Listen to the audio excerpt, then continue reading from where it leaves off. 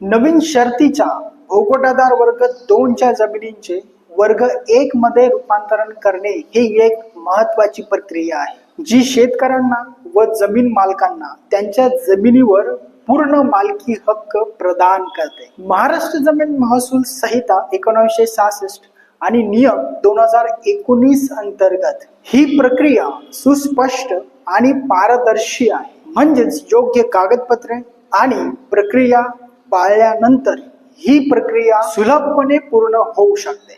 त्याचप्रमाणे इनाम आणि वतन जमिनी या महाराष्ट्रातील ऐतिहासिक व कायदेशीर दृष्ट्या महत्वाच्या जमिनी आहेत। या जमिनी संदर्भात विक्री किंवा हस्तांतरण किंवा इतर व्यवहार याबाबतचे नियम असतील किंवा कायदे असतील हे सर्वसामान्य लोकांना गोंधळात टाकू शकतात। परंतु याबाबत महाराष्ट्र शासनाने काही विशिष्ट सुधारणा केलेल्या आहेत, ज्यामुळेच अशा जमिनींची विक्री, व्यवहार किंवा त्या संबंधित प्रक्रिया अधिक सोपी ही झालेली आहे।